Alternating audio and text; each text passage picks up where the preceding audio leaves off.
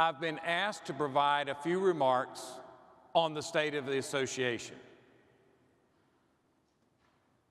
Colleagues, the state of our association is strong and getting stronger. It's hard to believe it's been a year since we were together in New Orleans. Since then, much has transpired. And on reflection, it reminds me how honored I am to be your board chair, to work alongside 13 dedicated board members, and to work with one of the most admired and trusted CEOs in our field, in Katie Smith Sloan. Yes.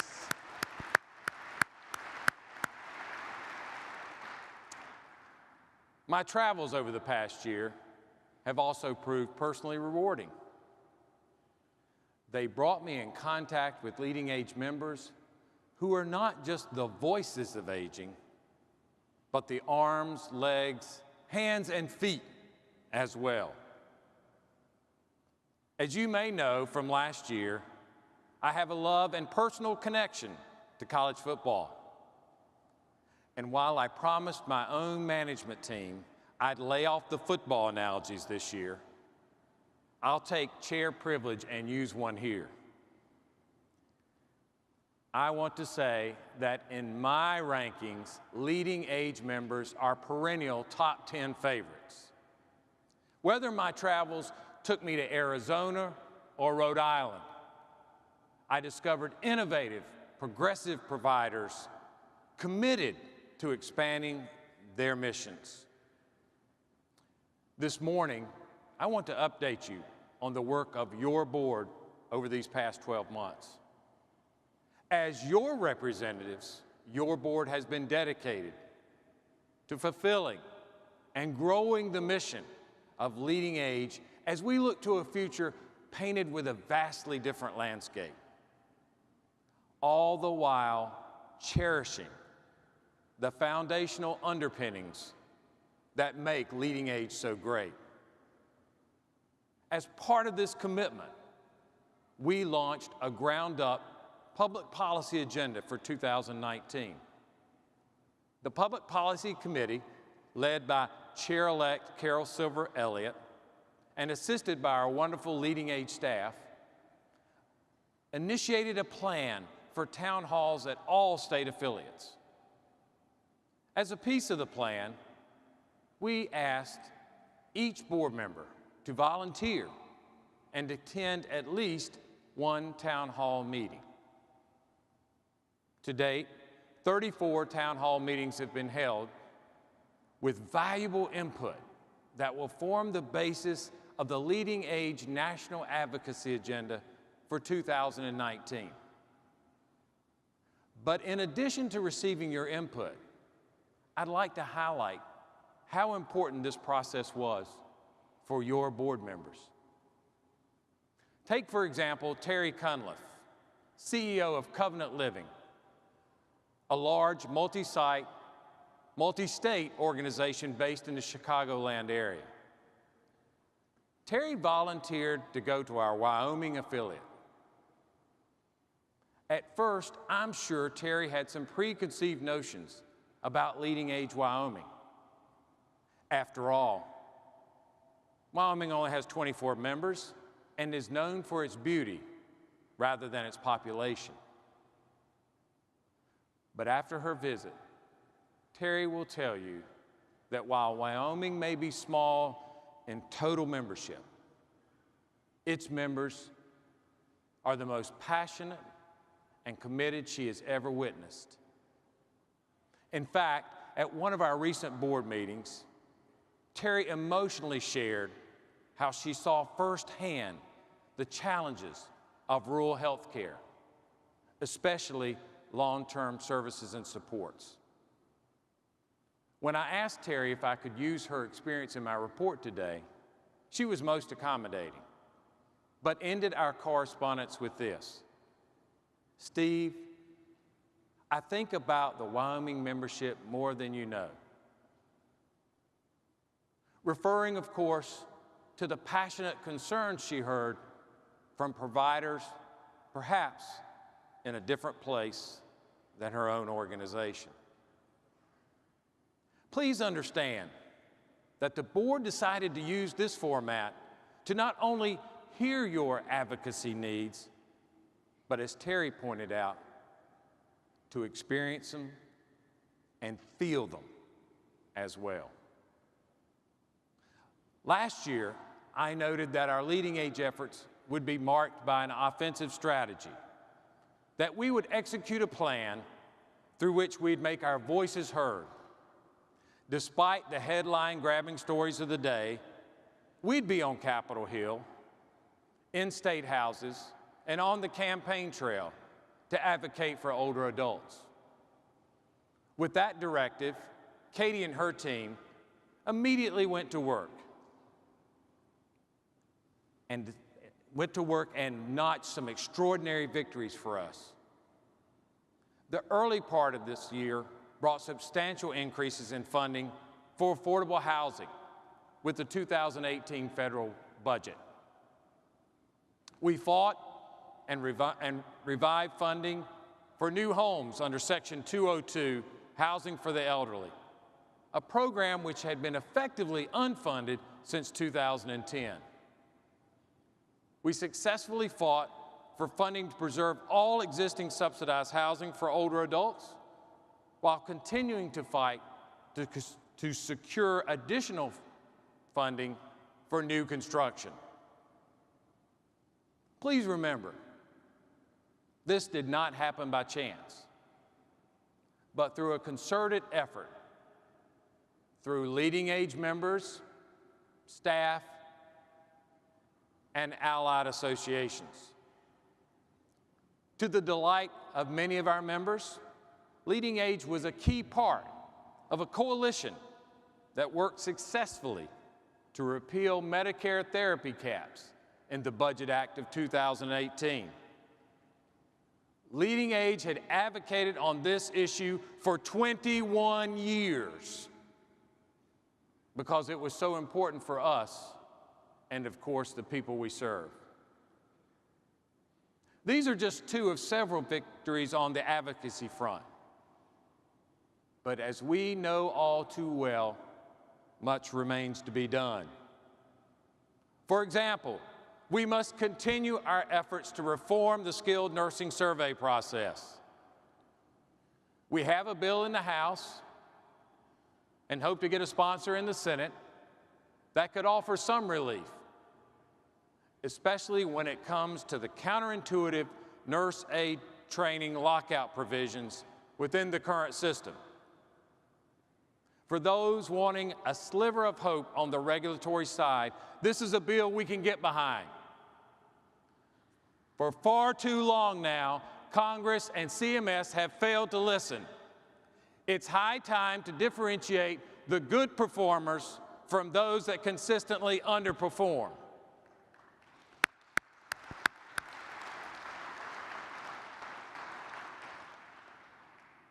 Unfortunately, our guard must be up for the potential negative consequences of a deepening federal budget deficit, expected to approach $1 trillion in fiscal year 2019.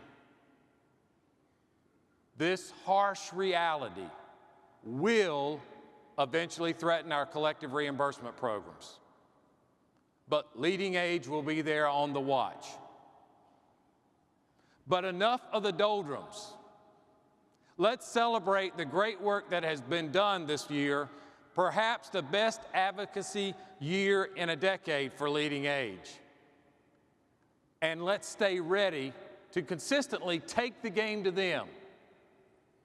And this will only be accomplished through you and me.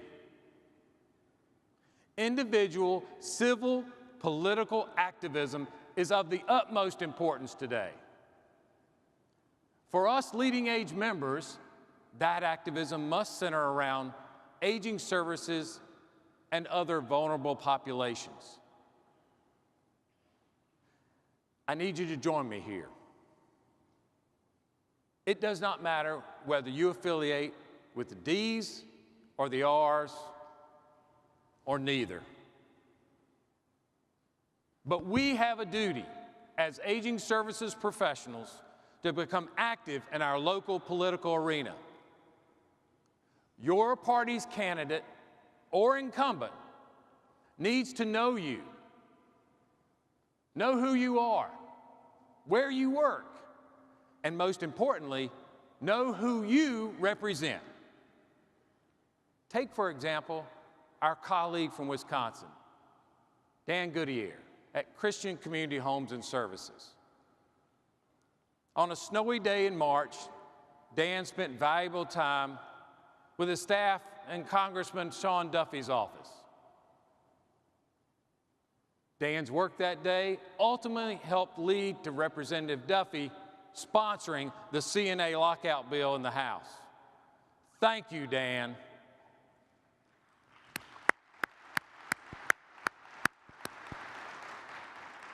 And take my colleague from North Carolina, Ted Goins of Lutheran Services of the Carolinas, who is pounding the pavement, sounding the alarm on our workforce issues and how immigration reform has to be part of the solution.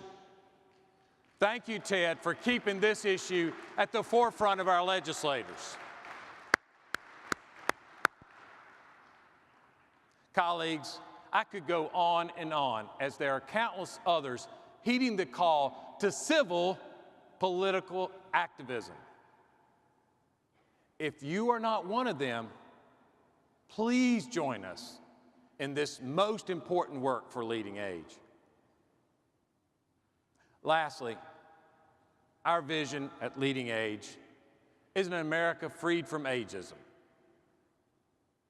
Many have said, and I'd have to say I agree, that this is a mighty challenging vision. Some might even say, what's this have to do with my survey window? Or what does it have to do with staffing my home care client tonight? Colleagues, I'd respond, it has everything to do with it. For we can all agree that aging is a natural part of life, to be embraced and glorified and not ignored.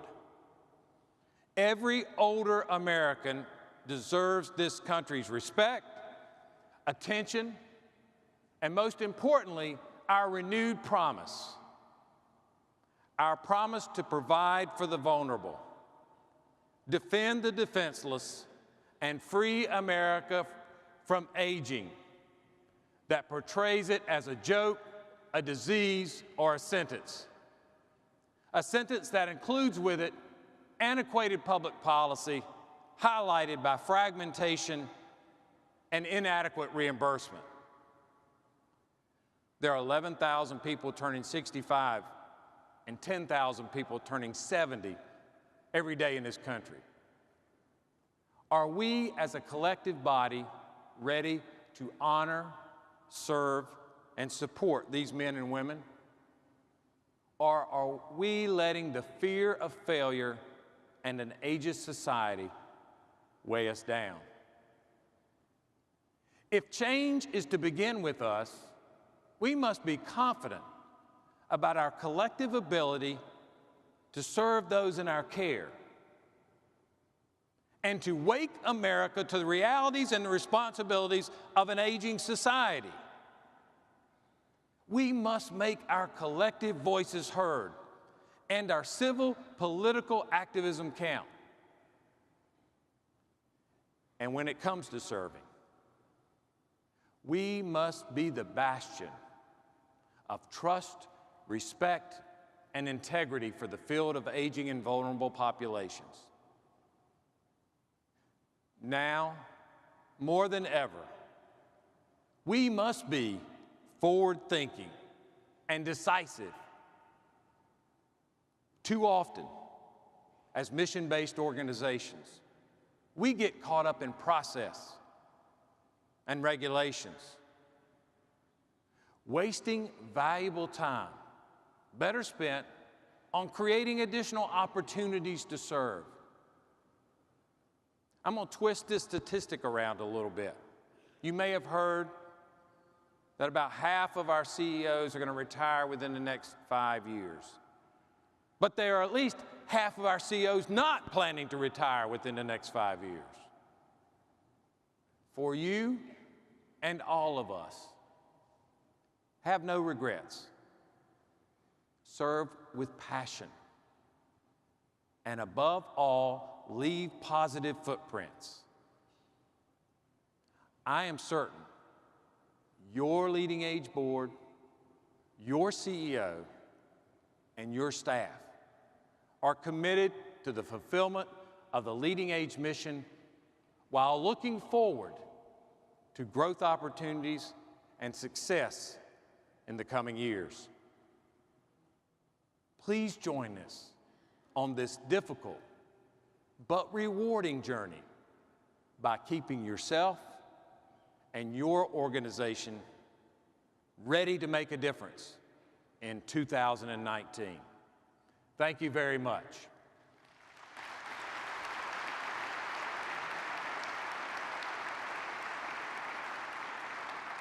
Now on to the rest of the agenda, which includes election results and acknowledgement of our board of directors and a report from our secretary and treasurer. As per our bylaws, candidates for our board of directors can be nominated by any member. Our board met earlier this year to select from a large number of nominees, and we selected an outstanding slate. This fall, all leading age board member organizations received an online ballot to vote on this slate of candidates for the board. I am pleased to report that Deborah Royster and Larry Gumina will be joining the board for the first time, that Terry Cunliffe and Karen Jones will be continuing for a second term in January following the overwhelming approval of the slate. Susan Donnelly has joined our board as a strategic appointment for a first time, which begins this fall. Pat Tersey will also be continuing as a strategic appointment to the board for a second term in January. Please join me in congratulating the new and continuing members of the 2019 Leading Age Board of Directors.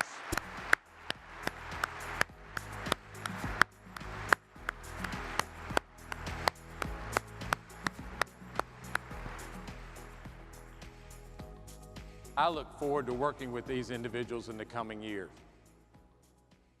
2 members of the 2018 Board of Directors have completed their terms. Stephen Horowitz, CEO of St. Elizabeth Community in East Greenwich, Rhode Island, and Danny Sanford, CEO of Still Hope's Episcopal Retirement Community in Columbia, South Carolina.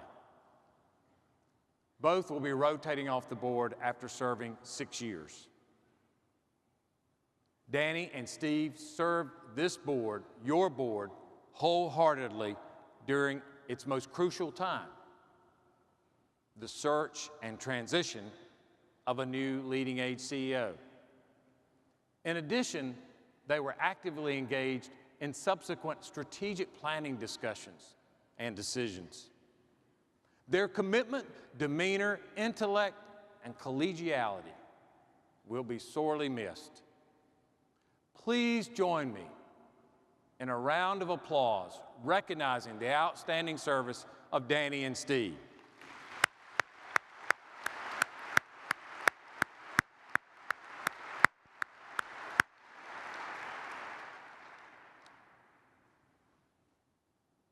Next, on a personal note, and also as chair of Leading Age, I want to thank those of you who have donated to fellow members in need.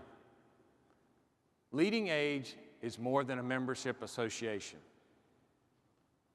We are a family.